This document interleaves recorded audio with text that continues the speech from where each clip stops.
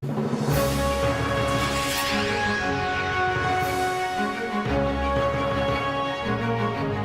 now to our top story and President Obama's new economic push in his State of the Union address tonight. The White House says the speech is all about economic fairness, but the latest Gallup poll shows us why the president may be overlooking the most important issue to voters. According to Gallup, only 2% of voters care about the gap between the rich and the poor. Look at that. 52%, on the other hand, say jobs, the deficit, and economic decline are their main concern.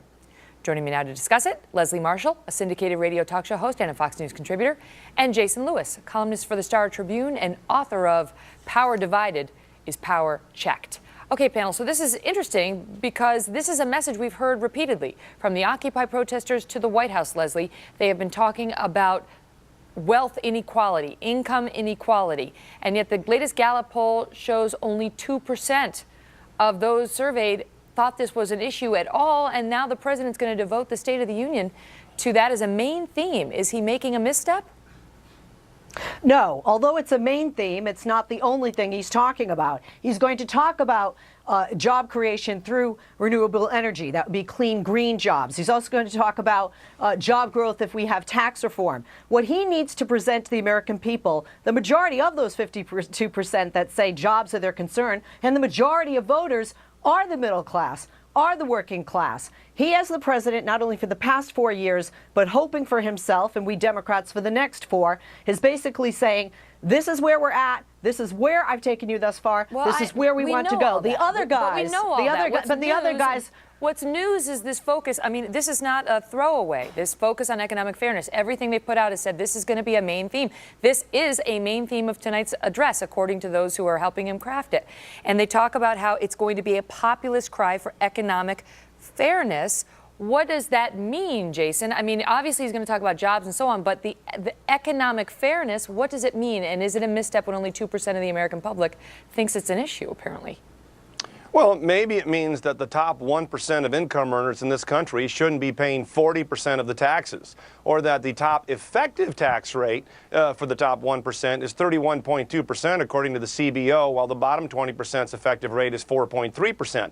Now, nobody's arguing to raise taxes on lower income people, but what people really want is economic growth, a rising tide. They don't care what other people earn. There's only one reason the Democrats are so obsessed with other people's money, and that is they want to take it.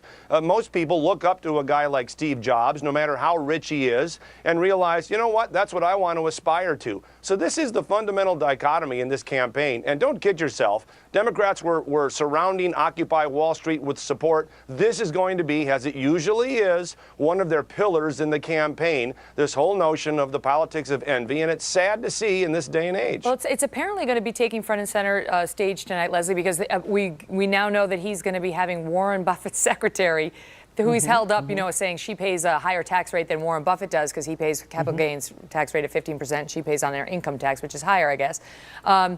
In the box with the first lady. So he's obviously going to make an issue out of this. But let me ask you, Leslie, where does the president go with that message? Because he's got to translate that into, it's not fair. The secretary pays a lower rate than Warren Buffett. And so this is what I'd like to do. How do you finish that sentence if you're President Obama?